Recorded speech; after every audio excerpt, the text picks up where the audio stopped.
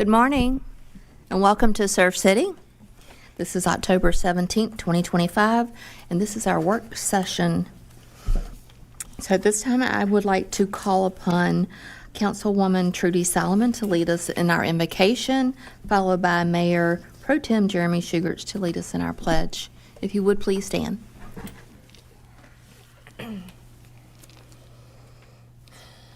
Dear Heavenly Father, thank you for bringing us here today.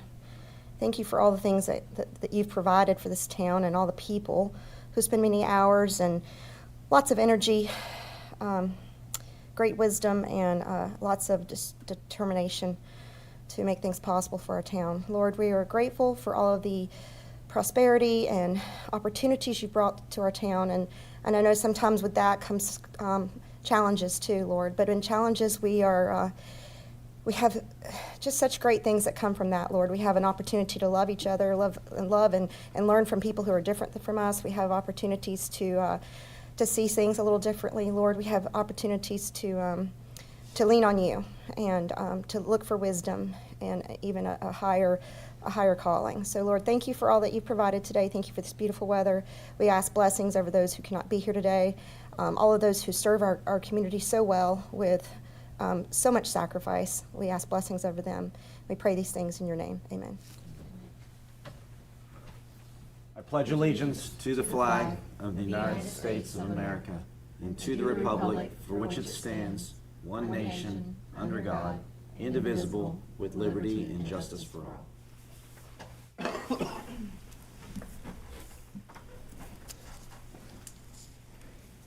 Again, welcome, and we're going to go ahead and get started. Do I have a motion to adopt the agenda? I'll make a motion to adopt the agenda. I have a motion. Do I have a second? I'll second. All those in favor say aye. Aye. All those opposed, same sign. Motion carries. At this time, we have public comments, and if anyone has signed up, Carla will call your name. No, nobody. Mr. Hauser's coming up here, and he says no one has signed up. If you wanted to sign up, we didn't get a chance. Did you want to? Did you want to sign? Did you want to say something? No, ma'am, I'm here to speak with David. Okay. All right. Let's move forward with our first item agenda here, and it is the Medlin-Dawson-Sudbury Annexation Resolution to set public hearing, and Ms. Carla will present. Thank you, Mayor. This is for Doug Medlin's property. There are two parcels that are part of a bigger project where we annexed property in earlier this year. So this would be to set the public hearing for that, and that would be for the December meeting. It did go to planning board. They recommended neighborhood business for these two parcels, so he will likely come back for a conditional rezoning on the entire project. Does anyone have any questions concerning the Medlin-Dawson-Sudbury Annexation Resolution to set the public hearing? And I just need a consensus, and it'll go on the November agenda. Do we have consensus to move forward? Yes. Yep. Okay. Thank you, Carla. The next item is CLH Building Group LLC Annexation Resolution to set public hearing, and Carla will present. And this is an annexation petition that was brought to us. It's the 1.3 acres at the southeast corner of Highway 17 and Perkins Drive. The planning board recommended for this one C3, which is extended commercial. And this is to set the public hearing for also December.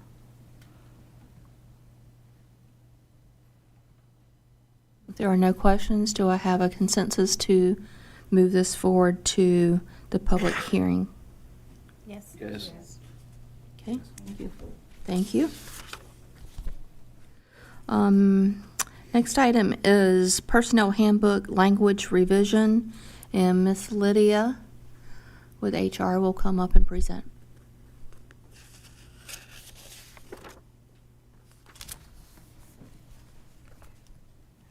Morning, Mayor and Council.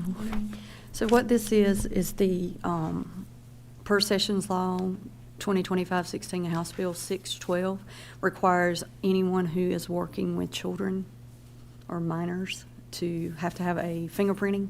So this is just to bring our policy handbook up into compliance, that it's in there, explains what it is.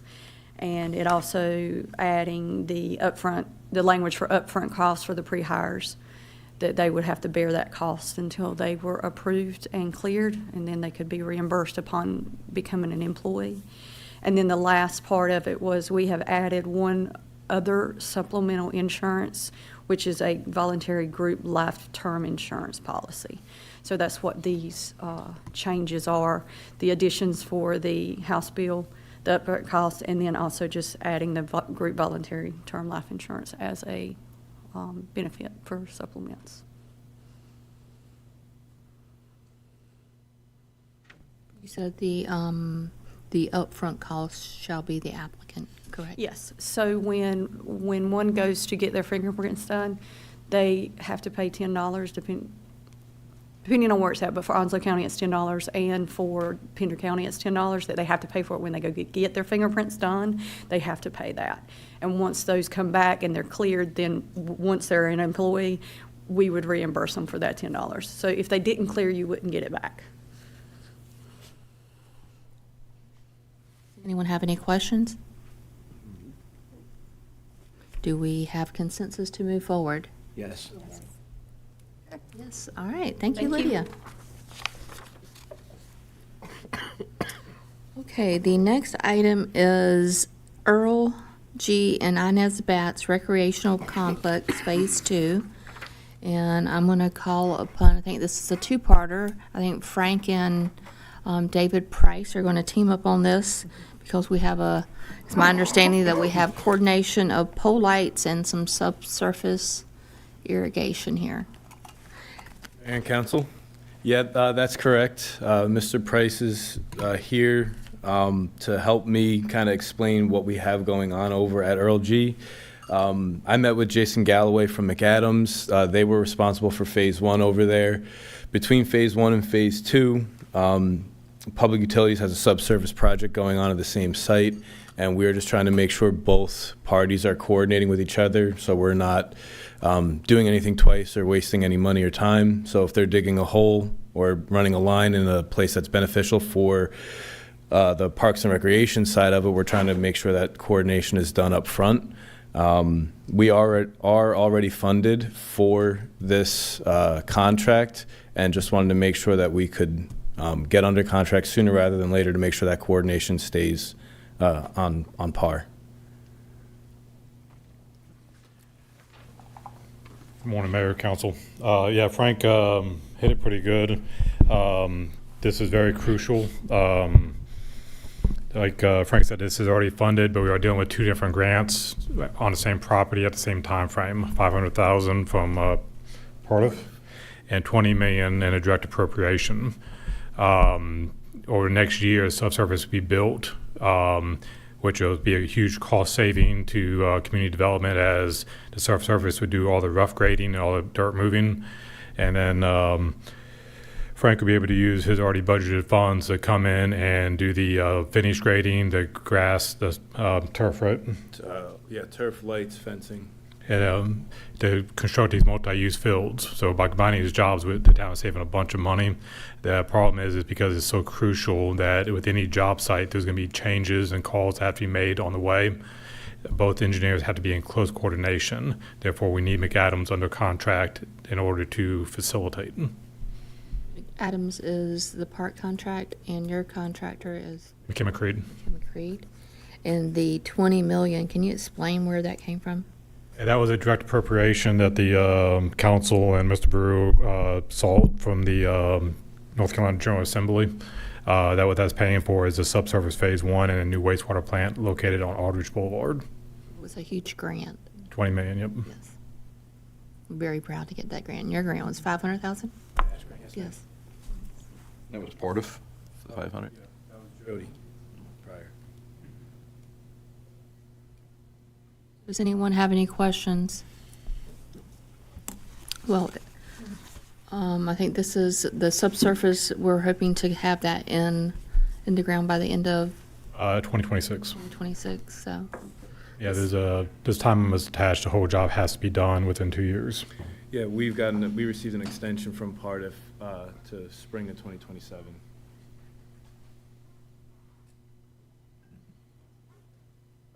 I don't know why any wouldn't be on the same page to get these up and running. I know we're on a time frame to spend this money as well. So McKim and Creed, along with McAdams, are going to be working closely together with these two departments. If there are no questions, do we have consensus to move forward? Yes. Yes, we do. Okay. Thank you very much. All right, David, I don't think you're going anywhere. I think Excuse me. this is David. This is David right here.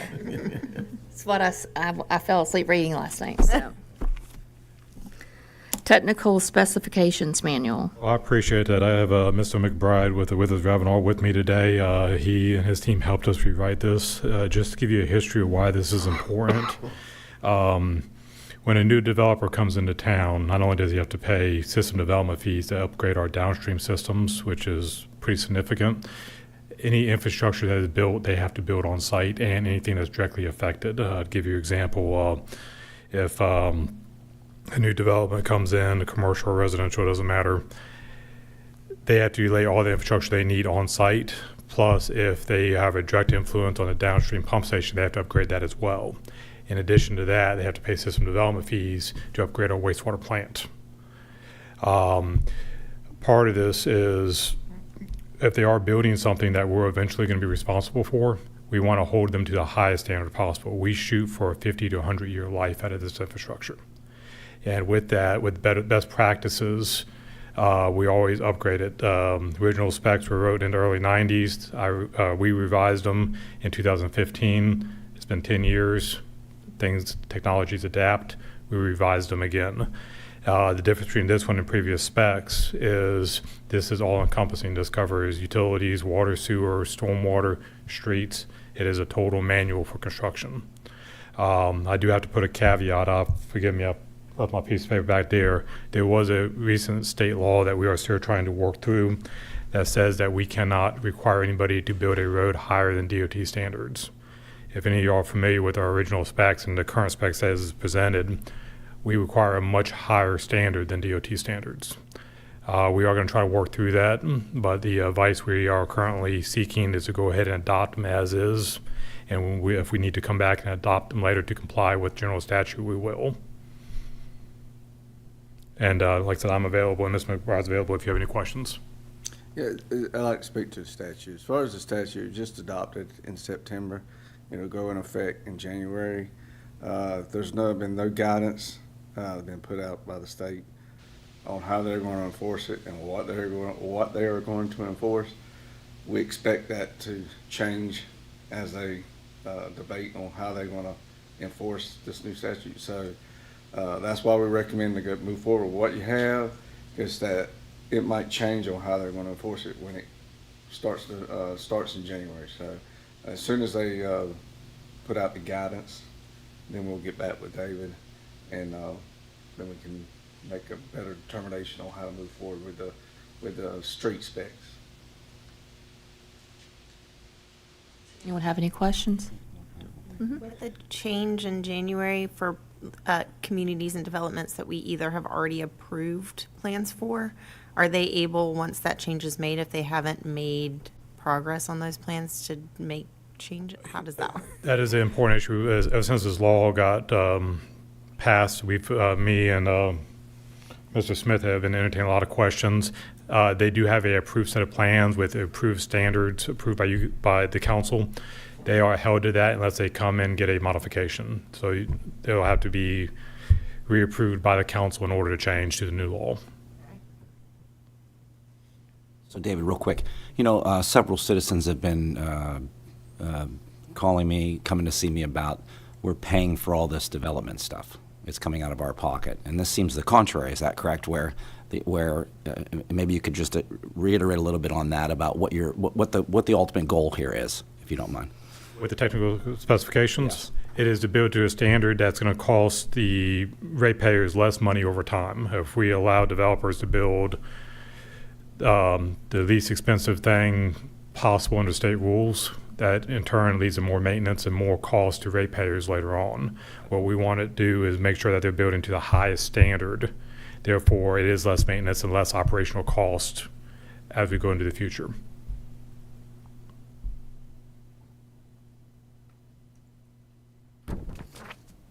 Anyone else have any questions? Do we have consensus? Yes. Okay. Thank you very much. Thank you. Next up is item number 6, resolution authorizing execution of the PPA with the United States Army Corps project, and Carla will present. This resolution would would authorize the mayor to be able to execute a finalized PPA, which is the Project Partnership Agreement between the Army Corps and Surf City, that would allow them to start work. So we do not have that yet, but in preparation for that, we wanted to go ahead and have this ready. So this would authorize her to sign that with a review by the attorney and the manager. This was a document that was very close to being signing back in 2019 when North Topsail Beach removed themselves from the project, and at that time the town council had authorized the mayor at that time, which was Doug Medlin, to move forward and sign that PPA when it came time to do so. So this is just a step to have ourselves in place to be ready to sign it ASAP when it happens. Correct. Just a proactive measure to be ready for that. Does anyone have any questions? Is there a consensus to move forward? Certainly. Next up is special events manuals revision, and I think Bella and Frank may come up and speak on this. Yes, Mayor and Council. Bella came on just a few months ago, and her first day she was tasked with pretty much revising the special events manual. Since I came in just a few weeks before, it was very clear that we needed to have some more defined deadlines and more asserted expectations within our guidelines and that we're providing people that want to have an event here. Just since I've been here, it's been made very clear that Surf City only had a couple events in the past, and now we're seeing a huge influx of people from the outside wanting to host their events here. So it's just very obvious that we need to have much clearer guidelines. So Bella took our old manual, defined many of our expectations, created deadlines and timelines that were clear, put it in a format that was much more friendly for someone to look at. If you guys have viewed it, we would like to answer any questions you have. Bella's here. She can answer your questions if they're directly for her, but everything that we created was based on needs of the community, recommendations from the Special Events Committee, and all of our PSET, PRAC, and other staff and management that have been here with questions in the past. If you don't mind, if you could just go through the manual and tell us the things that you have changed or that you have added. Yes, I would be happy to. The first 2 pages are brand new to the manual, so I added a purpose page, which kind of just provides an overview of the process and what the document is intended to do, and that wasn't included in the previous version. And that second page just defines what a special event is and what qualifies, like any aspects of what your event might have that would qualify needing a special event permit application. And then because I know we also get a lot of requests for park rentals, I wanted to make sure that that was specifically defined of what is a special event versus what qualifies as a park rental. I highlighted the application process and explained each of the steps. The dates for events being unable to occur June, July, August remain the same from the initial manual, but the application process and the steps about presenting to the Special Events Committee, being notified of event status, when events can start advertising, everything like that is outlined specifically in the application process on that new page. For the nonprofit organizations, the sponsorship policy is something that some nonprofit events have currently been operating under. It hasn't been revised in a while, and so Kyle has asked me to take a look at that as well. So that little blurb of the sponsorship policy that you see there, any changes that are made to the existing policy would also be reflected, and I would hope to have that done before the council meeting so that it can all be up to date at the same time. But it just kind of outlines like what the requirements are for consideration. The name of the policy might change as well from sponsorship. There's a new page now that addresses beach and sound events. Those event organizers will be directed to a separate application.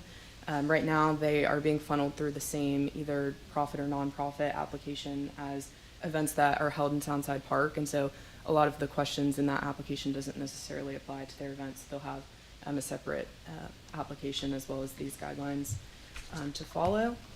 There weren't any major changes to the incident or emergency action plans. I just kind of reformatted that a little bit to make sure that event organizers were providing clear information.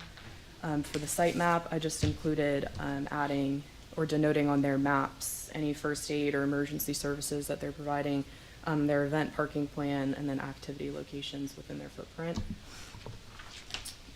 No major changes to the ticketed event pages other than we did add that attendees of any age that are admitted for free to any ticketed event must be reflected in the ticket capacity and count towards the total number of tickets sold, so that if you're giving free tickets for whatever demographic of people, that counts towards your 750 or your 3,500, and that's not additional participants that you're getting to your event.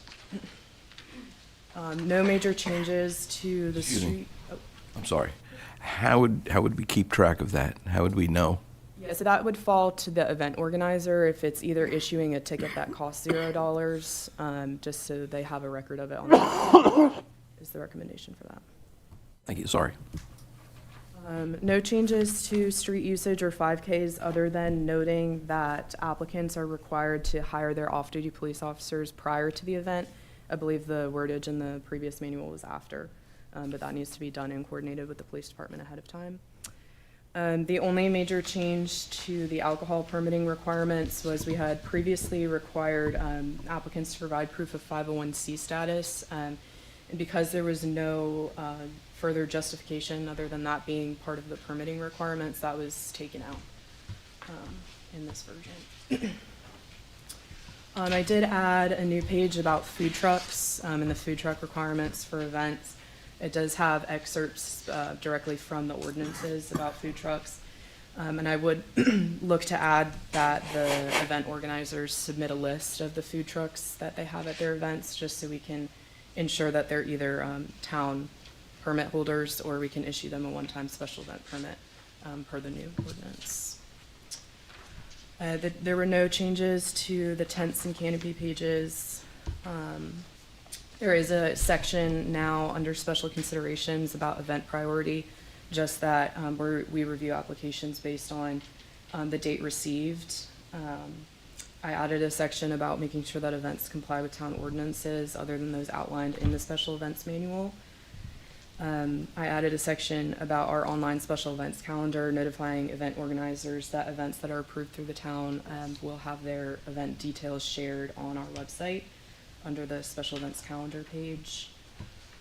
For requirements and accommodations, I fleshed out the advertising section a little bit to clarify that events that have not been approved by the town or the special events committee should not be promoting or advertising their events until they have that approval. And that it just kind of outlines that they need to meet the requirements and that they're not permitted to use the Town of Surf City logo in their events. And then also in that requirements and accommodations section, there is an area or a section about event accessibility. And I know that Soundside Park is inherently ADA accessible, but just making sure that event organizers are thinking about how that impacts the attendees of their events.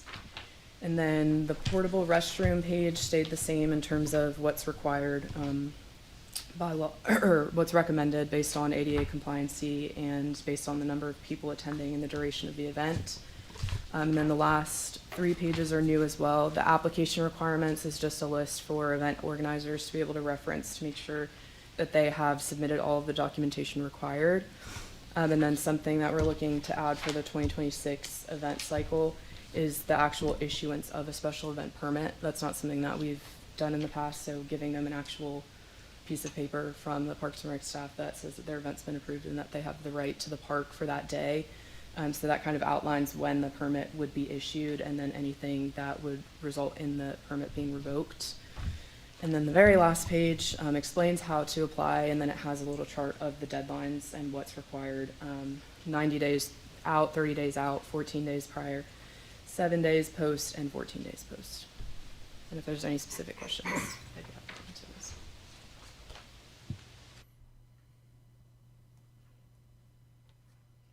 On the how to apply those deadlines, I know we talked about earlier, you maybe have mentioned, like right now it's January 1st. Right now, the applications usually open in November.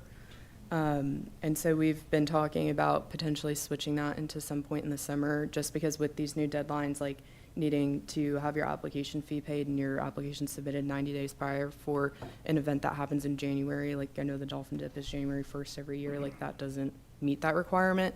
And if it's beneficial to move that application date opening, I don't know if there was any specific reason why it was November. I just know that's how it's been done historically.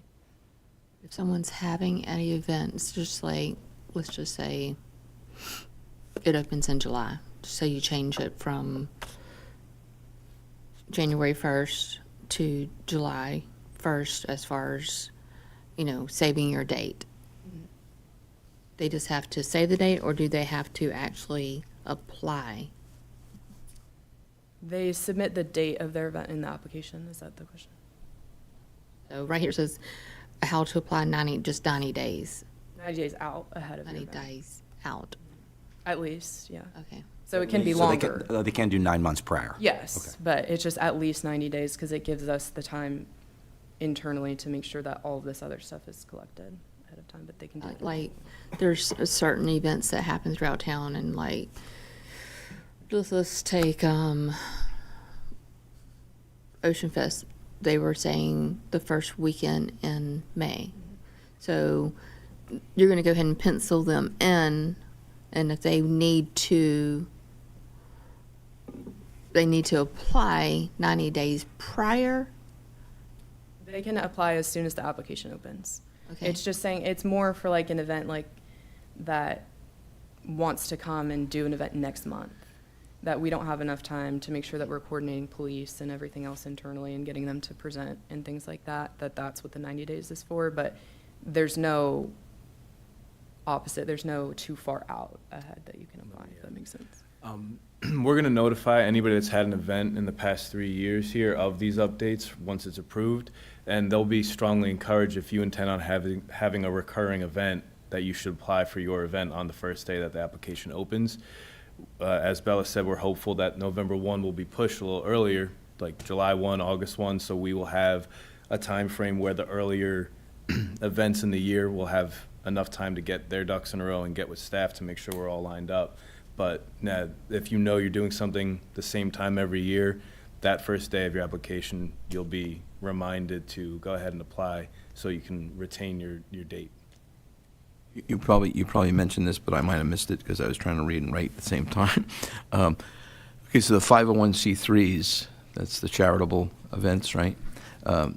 We were talking about at the last meeting about nailing down that the address for the 501c3 had to be a Surf City address, not a P.O. box, but an actual address. Did we clarify that, or did we do something with that? So I'm still working on revising the sponsorship policy, Okay. because I was trying to flesh out more about what's actually awarded and like weighing that. I'm just talking about for the discounted, Yeah, that will be. fee, That you know. will be clarified.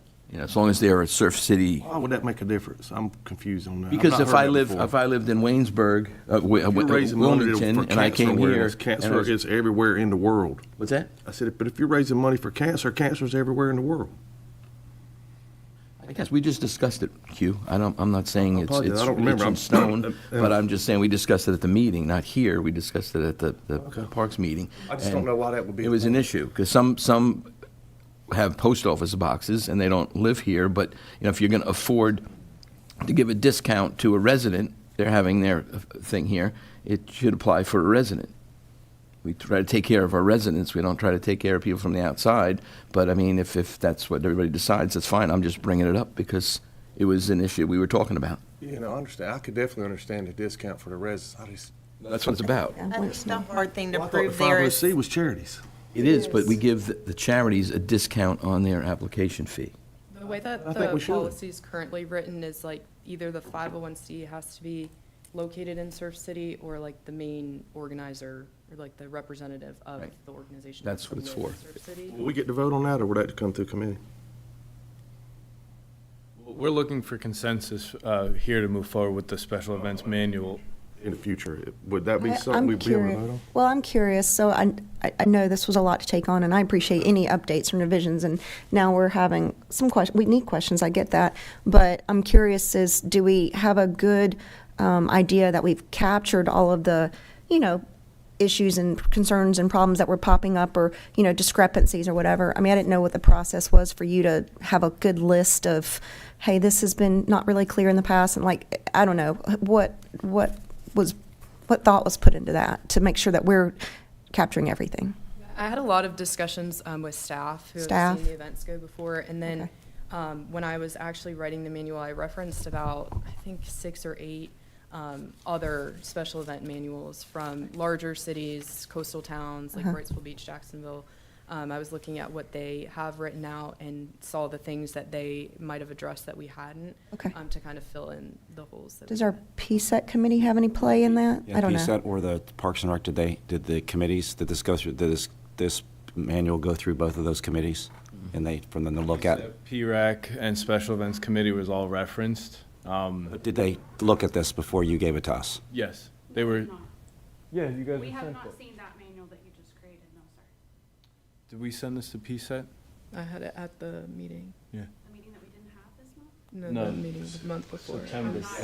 Yeah, this isn't for the, I just was I was curious. just curious. We're just curious. I just want to capture Yeah, everything. that's all. That was my question or comment. And we just had a simple thing we wanted to understand about the That's all. charitable companies and Yeah, I'm residents. happy, So once that's revised, I'm happy to bring it back to you for your approval. I think one of the ideas to this was to take out the old stuff that we didn't cover and put the new things in play, because I know that we've been giving away a lot of stuff over the last 10, 15 years where we didn't do it, like the fee schedule and things like that. So that's what I thought. It was to just I just want to make a note about that as well. In the previous versions, there was like a table of the fees included in the manual, but after staff had reviewed it, we'd taken that out so that the fee schedule will just be alongside the manual, so it doesn't have to be like input every year. That would be part of the budget, as far as when we set the budget on the fees.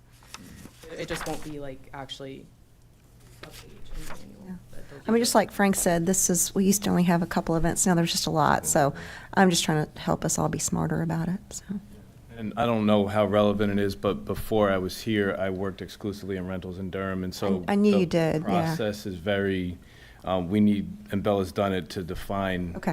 What we need as a town, our personnel, what our event management looks like, and emergency services, what they need in Yeah. order for things to run smoothly. okay. I think the two things that I would like to see is specifically like be able to point people directly to where the ABC rules and regulations are for that type of permitting. If we are we're kind of backing down on, it seems like on some of our requirements. So, if we're going to do that, then let's just state like, please follow ABC standards for special events seen wherever. I think that's beneficial as a whole. And the same thing for the ADA compliance. I know the park in general is accessible, but if you're doing other events where they're having to get around through the grass and stuff, I know that was a big thing we heard in Parks and Rec a lot after some of the other events, is that the wheelchair accessibility throughout the more grassy areas of the park where the vendors or whatever is, that they really can't get to and from those areas. So if there's a way for us to kind of direct them to where that specific information is, so it's not left aloft. So it sounds like maybe we should bring this back next month and to the workshop, and let's review it again. As far as some of the items that I've heard, just making notes going through, was ABC permits,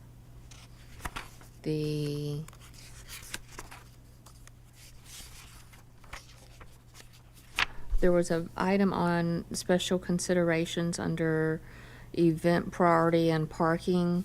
It says, please note that paid parking is in effect from May through November, and that should be May through October. April 1st. March. Paid parking? Yeah. March 15th or April? March. So parking is, so that, those are Yeah, March through October. So October. there's some inconsistencies that we just need to clarify. And we can all just make notes and send those in individually to Kyle if you would like. And then we'll bring it back. Other thing that I did not see in here was about the boat ramp closures, to where one event can't close the park for 2 days, as far as like the boat ramp cannot close, and making sure that the process for closing the boat ramp does come before the town manager to be signed off on. That will be added.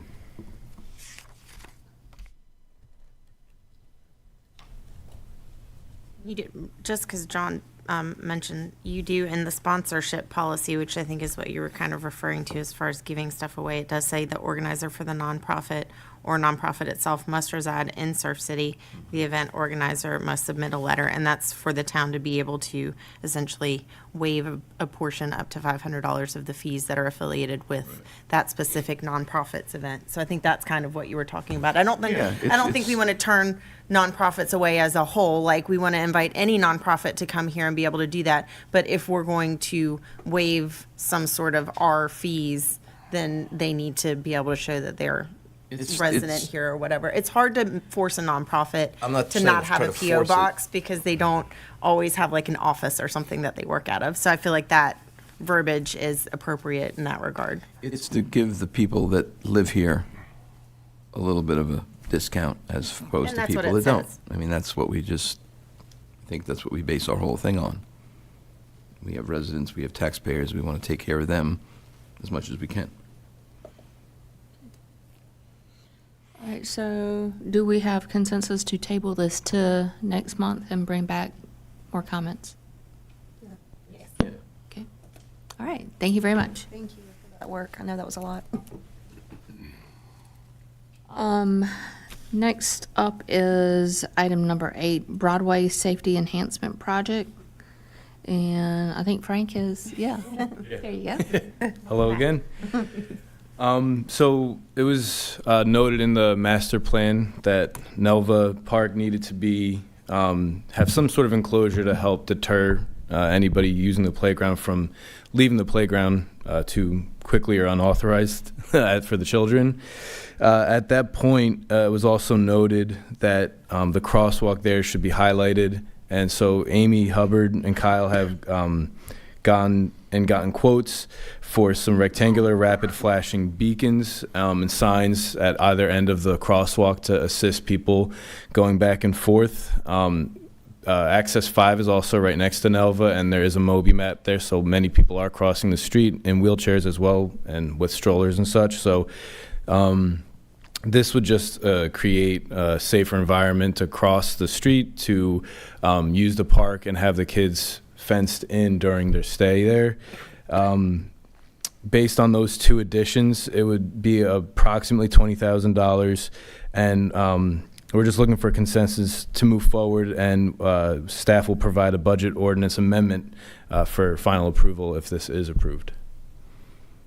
It's actually in your packet, that BOA. Right here. Does anyone have any questions? I know this as far as like the children, the parents of the children and visitors that use that Neville Albury Park, it does, it's within, 20 feet of a state highway. And I know it's been a concern that, a child's going to run out in the middle of the state highway there. So it's my understanding that the fence would go in front of North New River Drive.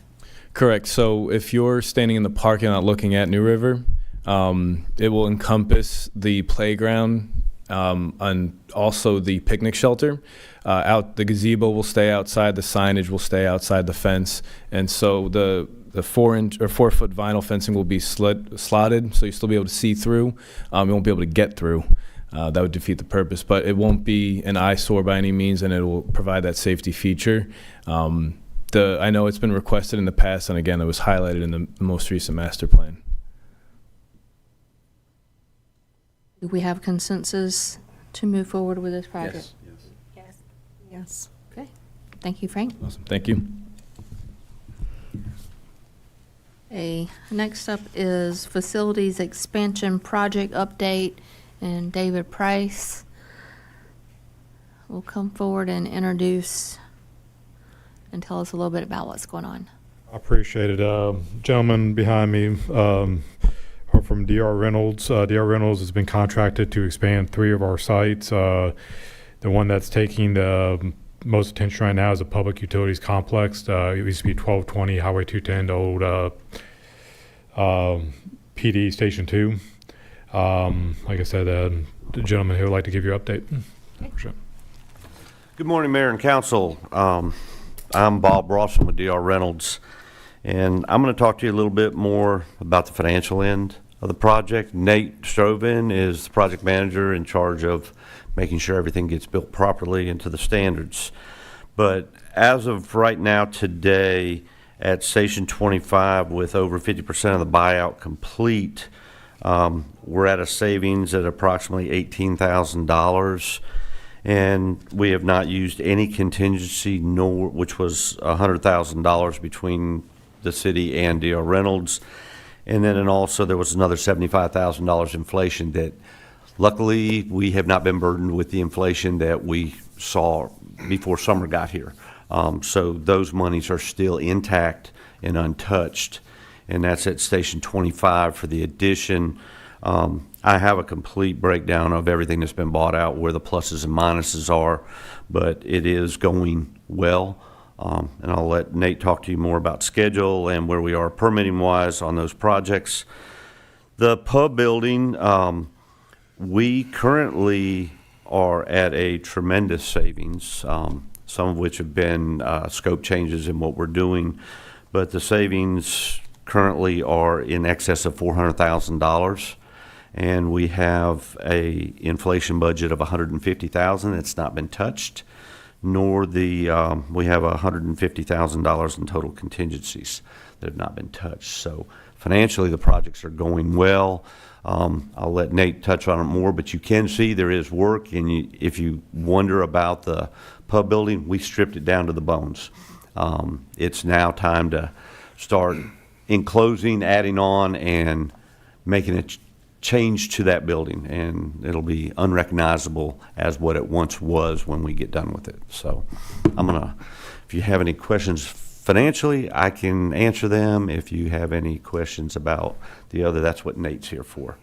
I was just going to ask about the time frame. Yep, we can go over time frame.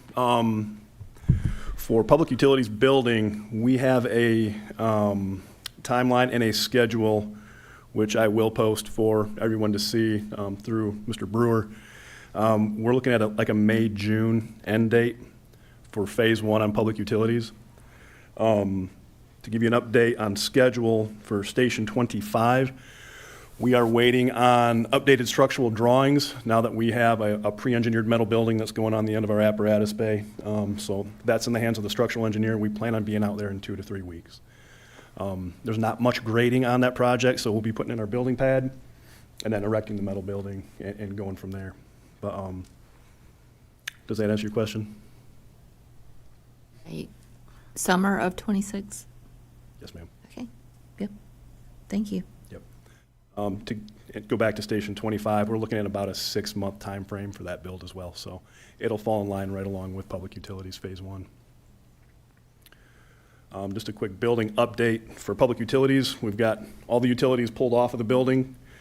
If you drive by there, you can see we've got the roof demolished, the front wall demolished, and all the skin off the building. Sometimes progress is making things smaller, but I think we're starting off pretty well there. Clearing and grubbing in the back, and that's for the additional parking lot in the back. We're going to have additional surveys, some elevations and building corners surveyed today, and we'll be starting on our building pad behind the building, the existing building next week. A little 4-week look ahead. Grading around the building, putting in the rear parking lot. What we're going to do to keep the job clean and to keep tires clean going on and off the job, we're going to put down stone around basically the whole building for everybody's parking, our construction entrance, everybody coming in and out. We'll have 4 inches of ABC stone to keep tires clean. Waiting on a DOT permit to be issued for our driveway, and that should be coming any day. In next week, we'll be starting on underground plumbing and underground electrical behind the building, and steel is set to be delivered November 13th, in which we plan on going vertical once we get the steel on the ground. Also working closely with Jones Onslow, getting a T-pole put in. We've got all electrical off of the building right now. For Station 25, we're waiting on structural drawings to be finalized. 2 to 3 weeks start time on that. Putting in building pad and underground utilities. And that's the 4-week look ahead on that. Phase 2, which we're working very closely with Mr. Price, we're at about 80% in design, and it'll be going into the architect next week. We're designing the utilities going around the building right now. Also, a quick update on community center design contract. We just received a survey and topo on the entire property. So, that is all A I lot of have. good things happening. Yes, ma'am. We expect to come back to you within the next 45 days with a GMP for the 3 public utility buildings in the rear, along with all the associated grading, driveways, and things necessary for that. And we look to be setting up a meeting with Kyle to discuss the community center. We know the wetlands delineations, we have the survey and topo. Now we got to try to figure out where can we put this building on that piece of property. So that is all that's going And to be still have happening in parking. November. So we are Yes, ma'am. working forward, but we're just starting, but we really appreciate being here in Surf City and working with y'all on this project. So Thank you. It was a great update. Yeah. Looking forward to taking a tour of the progress. if anybody goes out there, the superintendent's name is Ken, check in with him. He'll give you the appropriate PPE to see whatever you want to look at. Anyone have any questions? Okay. Thank you both for the update. Thank you. I don't know if Mr. David wants to mention anything about the garage at the bottom of the hill? So, appreciate that, Mayor. As you may know, a lot of town facilities have been moving around lately. The Welcome Center move out happened last Monday. We got the Pivot Parking building. We got Station 2, which used to hold police department and F&G. They no longer have use. So a lot of things moving around, a lot of things going to storage. In order to answer this, what was budgeted was another building to be put up. It's strictly a storage building, no offices, at the bottom of the hill. That's a 30 by 50 building that PD and facilities and grounds will utilize together. Chris has got his final bids. We are under budget on that. We're going to contract out the 30 by 50 slab and the 30 by 50 building. All electrical and HVAC, anything like that will be done by town staff as a cost savings. We're looking about 45 days out on that.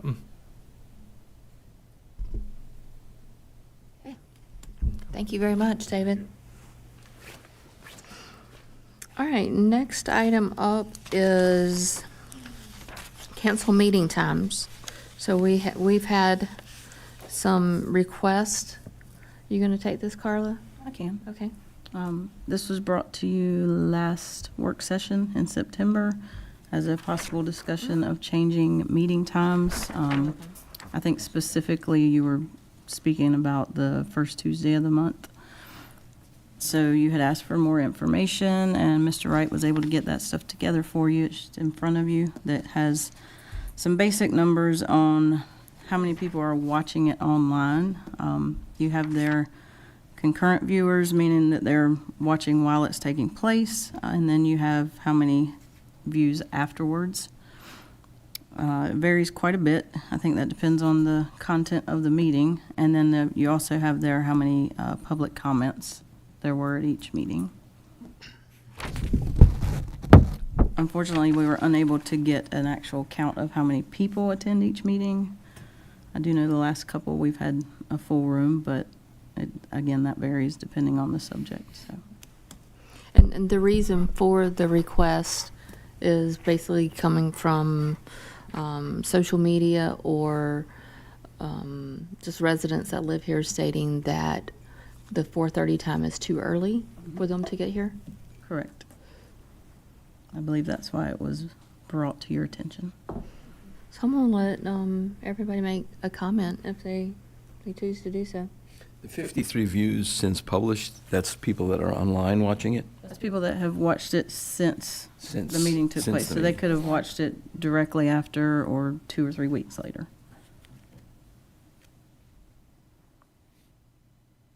And the concurrent is who's watching it We'd have to live assume- while it's going We on. have to assume that these are the people that aren't attending the meeting, right? I mean, unless they want to Possibly, watch or, it again. Or maybe they missed something and wanted to watch it again. But- Yeah. I think the online option is extremely valuable. You know, we don't even know where those people are that are viewing it. It could be homeowners who don't live here and live somewhere else. So I think, you know, that they wouldn't come here anyway if the meeting was early or late or whatever. They don't live here. But my personal opinion, just my own personal life and all that, I don't mind if the meeting time is changed at all. I have had a lot of people request that we have it at a different time, and that doesn't concern me. I think we had a question about how did that affect staff that we require to be here at the meetings. So, you know.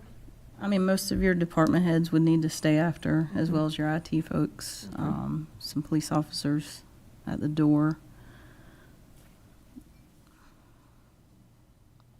So I mean, those are usually who are attending those meetings. Do we determine what the cost would be? No, because most likely if it's department heads, that it's going to be more in their time. So they would just build up extra time.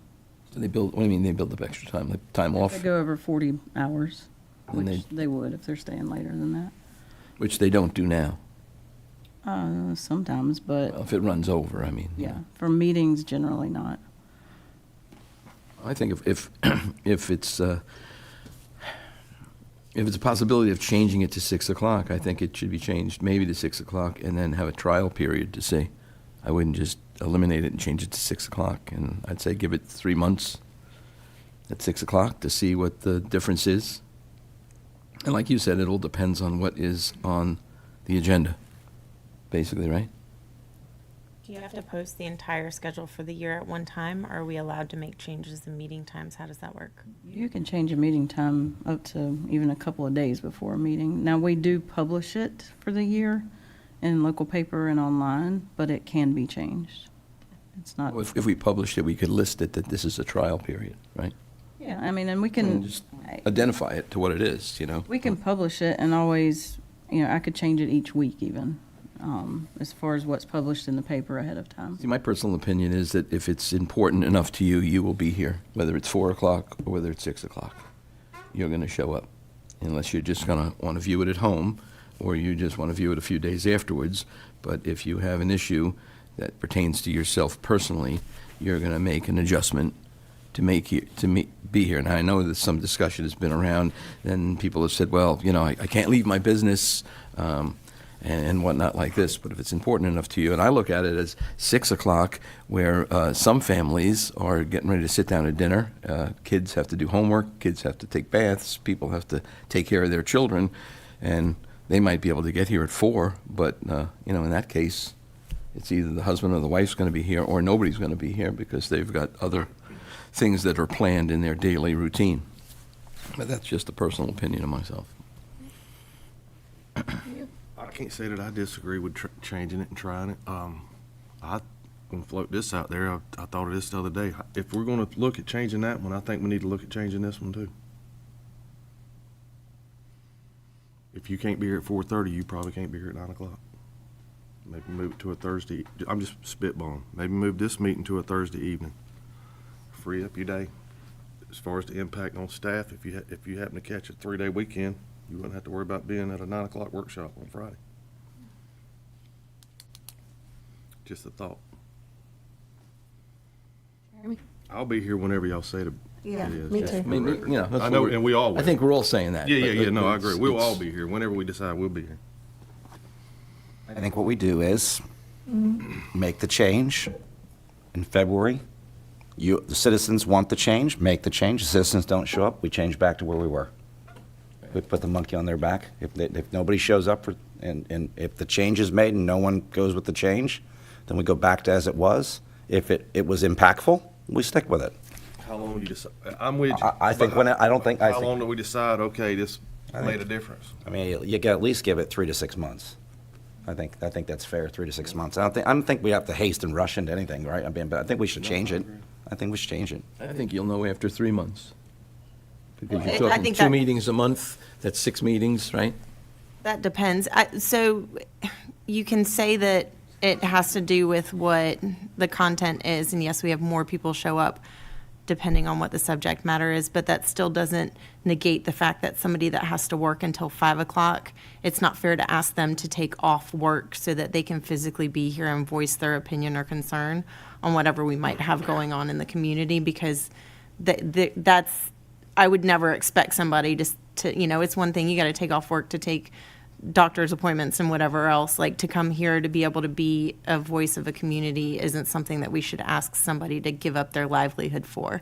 So I think that's when we talk about people who are putting kids to bed or doing dinner or whatever, those are things that you can come up with some adjustments for. But when you are reporting to an employer, that's more challenging. So, and I think a minimum, if we're going to do a trial period, I think we need to do at least 6 months, especially given that we start, and the budget is obviously a big contender in this. So given that we really start looking at budget stuff in January and February, and then we don't approve something until possibly June, I think we need at least 6 months to cover at least the full budget season. I have one concern. When Hugh mentioned changing the work session, and that's that March budget work session is. I mean, we were here for. That's 5 or 6 hours long. Well, last year it was 7 hours, and this year it was 5 hours that we were here. I don't know how to do that in the evening. Well, and I feel like the work session, the reason this is here is for us to more often than not be able to have conversation on things that we're wanting to happen down the road. Yeah. I think we'd be better suited to make sure that if there's something that really is pliable to, like, for example, this conversation, instead of us just signing off on this today, this should get put on the agenda for next month for us to actually have a vote on, so people have the opportunity to come and talk about it. Right. So I think not necessarily changing the workshop time, but maybe making sure we're a little bit more tactful on things that people might want to discuss. And if it means we still come up with a consensus, but we put it back on the regular agenda for the following meeting for a vote, I don't think it's necessarily a bad idea. I don't disagree with any of this, but, to get back to people coming at 4:30 or 4 o'clock or 9 o'clock, as far as affecting their personal life, you get your oil changed. You get your oil changed when the guy has time to do it. You get a dentist appointment when the dentist has time to do it. So if you're going to alter your life to do that, well, if it's important, I go back to this whole thing, if it's important enough to you to come here to voice your opinion, personally, if I wasn't here and I had something important, I would make sure I was here. I would, if I have to leave work or have to close you're not closing a business, you're walking out of your business, and you might be the boss, you might be a worker, and they assume that that's going to happen if you come up and say, listen, I got a doctor's appointment at 2:00. I got to leave early today. Your employer's not going to say, you can't leave. Tell your doctor you can only get there at 5. I understand, but I See think how the that works. demands on people and their families of just, the list is longer. And so you can find yourself taking off at work every day for something, so. Yeah. I think we should change a meeting. Let's, I think we should change a workshop. I think let's bring it, what I've heard, let's bring it back to the November meeting that'll be old business, in November, so we can discuss this in public forum. And it sounds like there's a possibility of changing, at least for a 6-month period, for possibly the council meeting and the workshop meeting to be possibly at 6 p.m. And then other than that, the special budget sessions would have to adjust those times because of the length that they run. You're saying Friday at 6 Yeah. for the work session? We're saying Thursday is what I heard at 6. Change the day and time? Yeah. Thursday's planning board meeting. That's the other thing with moving both of them around, is we have It other depends meetings. on how it falls. We'd have to look at the schedule for a year, but I can work on that. Why And see if there'd be any conflicts. Instead of moving, why would we move it to a Thursday? Why don't we just do it, say, we have it. We have this, well, maybe, because Nobody wants to workshop, you stay mean that late on Thursday? a Friday. Okay, well, see, well, now you're inconveniencing people again, but so we'd keep the Tuesday council meeting the same and just change the workshop to Thursday instead of Friday. Is Yes. that what we're saying? Yes. Okay. I will check, That's what we said. no, I will check the schedules. The Tuesday, changing that to later would not be an issue as far as the calendar and other meetings, but the Thursday, I would need to look and see if there's any conflict. There Right. may not be. Okay. All right.